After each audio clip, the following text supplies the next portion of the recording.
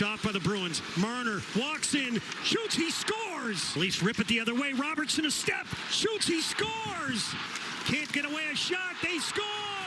Here's Marner into the slot, walks in, shoots, he scores. So before getting into the video, I appreciate if you drop a like, comment, and subscribe. It helps the channel survive. Yeah, I'm going to do a period-by-period breakdown. Obviously, if you're watching the video at this point, you already know the result. It's a 5-4 win for the Toronto Maple Leafs against the Boston Bruins. This was a very good start to the game for the Bruins. First two periods, they played really well, but then in typical Bruins fashion this season, they let this game slip away from them. They let a 3-1 lead slip away from them, and they lose 5-4. It's embarrassing. I don't think this Bruins team is a playoff team. And even if they do somehow make a wild card position, I think they're just one and done.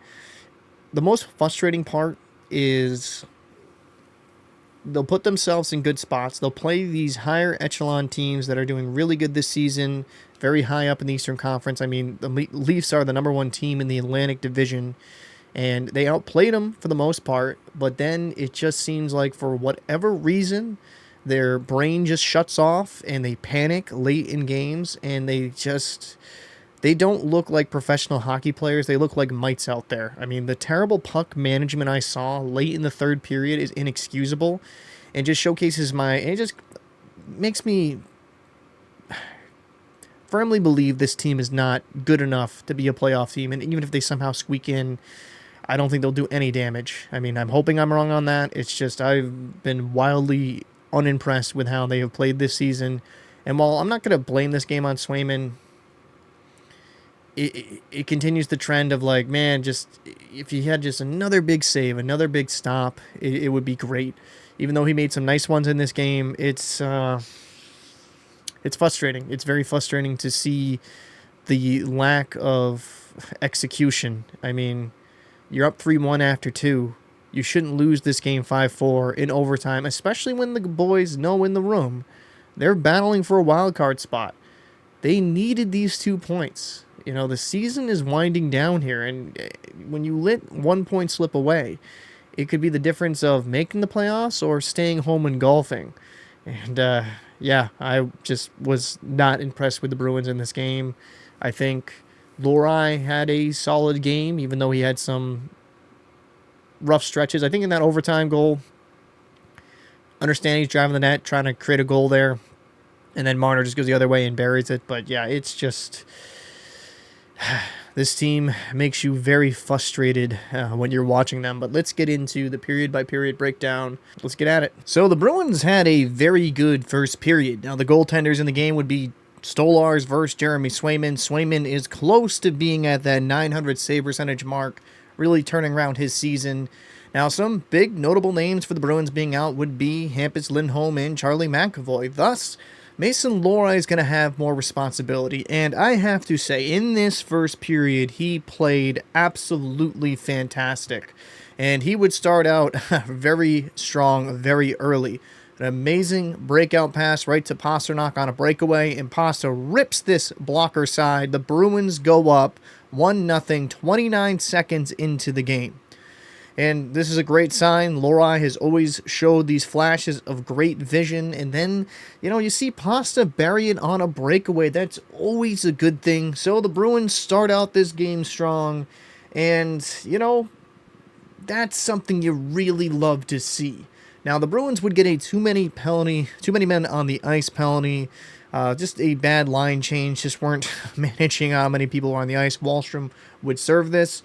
But on this power play for the Leafs, they weren't able to do much of anything. The Bruins did a very good job of killing it off. Swayman wasn't really overly challenged in this flurry. So the Bruins kill off this power play, and Beecher would ding up Tanev on a solid hit. It didn't look like a vicious hit, but Tanev would not return for the rest of the period. And, you know, Tanev has been an amazing addition for the Leafs. That's a really bad loss. Now, Stolarz with about 10:50 in the first period. Stolarz would make a great one-timer save on Lohrei. Lohrei did not get all of it. This play was actually created by a great move in the defensive zone by Lohrei. Again, you're seeing this maturation of a very young player. If he gets all of that clean. Probably a goal, but you like what you see. Now, 7:15, Knies would have a holding penalty on Marchand. Marchand is his own defensive end, being a little shifty here. Knives really wants to kind of take that puck, create a turnover, and go the other way, but he holds Marchand. The Bruins go on the power play. Now, Stolarz would make a couple nice stops early on in this power play, and then due to a broken stick on a Pastrnak shot, Matthews would have a great PK opportunity to bury it here, but he just hits the post, misses that far side. So Bruins kind of saved by the post there. Bruins luck would kind of continue here. Shot goes off Stolarz, off McCabe's face, right in front of the net, and Marchand would bury home the rebound. Bruins get a power play goal, and they go up 2-0. So this first period, for the most part, is controlled by the Bruins. Now, 4 minutes and 37 seconds left in the first period. Domi would draw a penalty. Beecher's just holding on him. Yeah, they're going to call that pretty much every time. But again, another great penalty kill by the Bruins. The Leafs didn't get many great opportunities on this one. While the power play was expired very late in the first, the Leafs had a very good chance here to score here. Swayman, due to a lot of the good puck movement by the Leafs on this play, kind of out of position, empty net here, but Patra cuts it off and is able to save a goal here. That was a fantastic play by Patra. Not going to show up on the stat sheet, but helps prevent a goal. And with 2 seconds left, Geekie gets robbed by Stolarz. This was a hell of a save. This was a brilliant save. He sticks with the play. And Stolarz, who won a Stanley Cup as a backup last year, is played really well for the Leafs this year. Yeah, that was a great save. That could have been a 3-0 lead, and those are very hard to come back from. Bruins end this first period up 2-0. So we go into the second period with the Bruins up 2-0, and they would have a power play opportunity very early on. Domi would cross-check on Marchand. That would not be called, but Domi would cross-check again about 30 seconds later.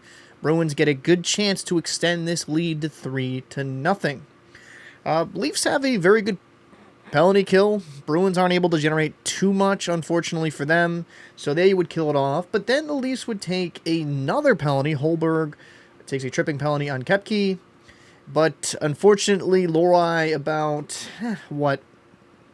22 seconds into the power play, would take a cross-checking penalty on Marner.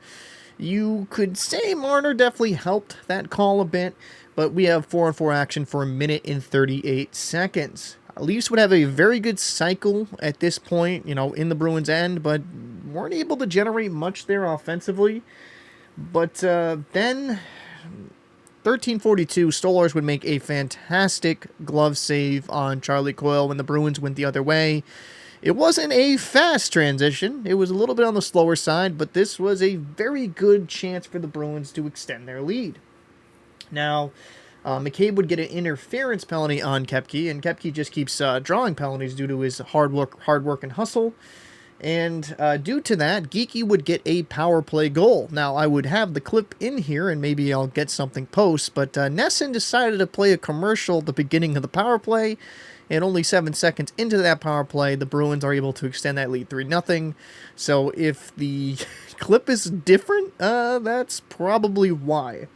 But Bruins go up 3-0. This is huge. Now, the Bruins would keep their foot on the gas. Pastrnak would have a breakaway here, kind of heavy back check, so it's not a clean breakaway. Stolarz would make a great save to keep the Leafs only down 3-0, and he would, after that breakaway, make a nice follow-up stop on Geekie.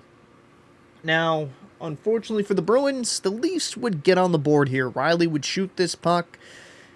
Goes off of Witherspoon and in, some friendly fire, deflected in. Looked like that shot was going wide. Now it is a 3-1 game. Now, Domi would keep taking penalties. He would getting roughing penalty on Patra, kind of a little bit of extra stuff that wasn't really needed.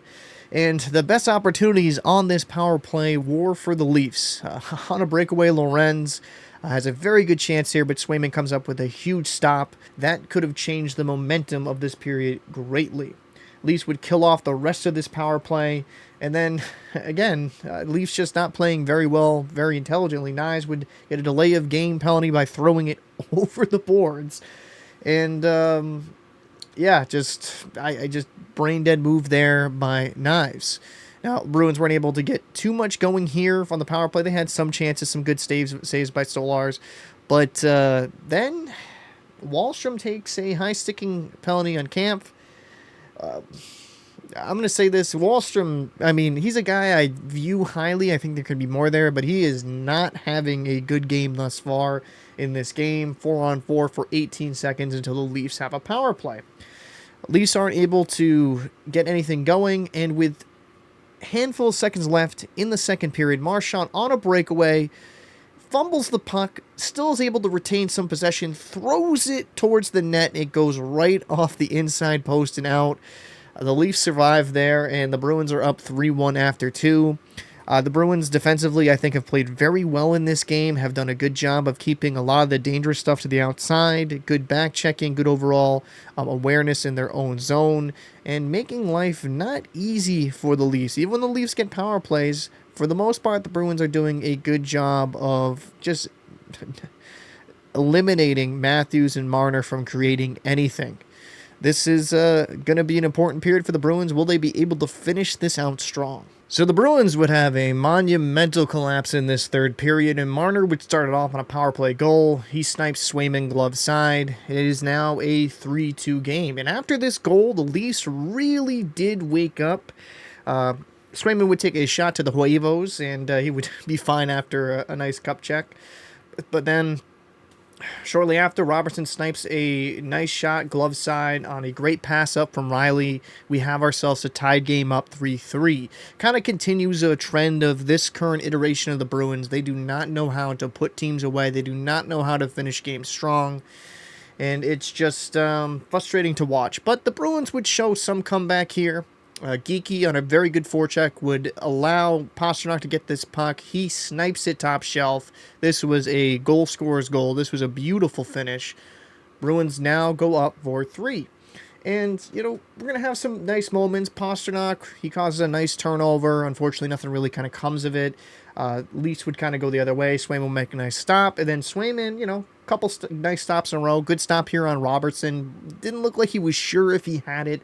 And then he would make a nice save on Matthews on a net drive. And, you know, wanted to point out this good poke check by Marchand here in front of the net with the goaltender pulled for the Leafs. Stolars would be pulled with a couple minutes left in the third to try to tie it up. And that's exactly what the Leafs would do. After terrible puck management by the Bruins, Holmberg would be able to bury this puck and tie it up for 4.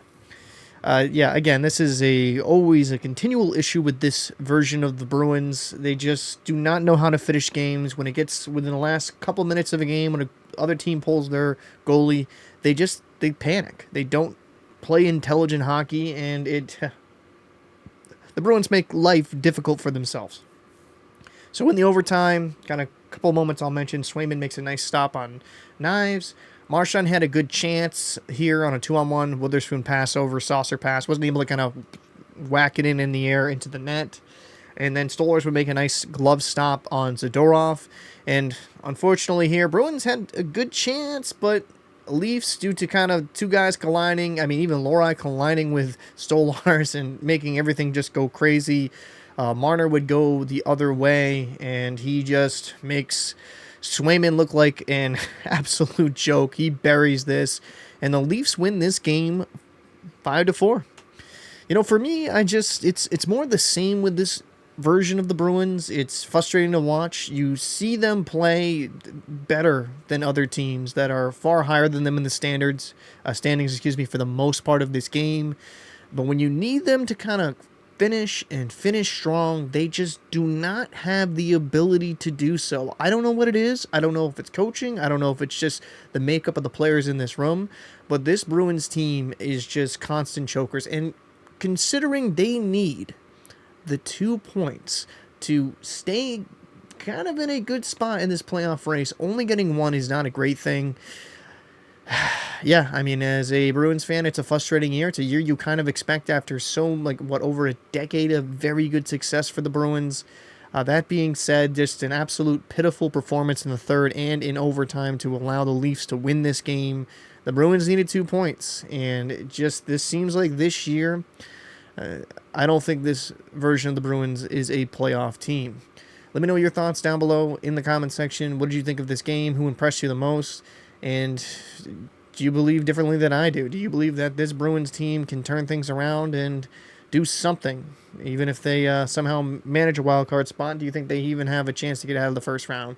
Let me know your thoughts. I'm Captain Paul. See you in the next one.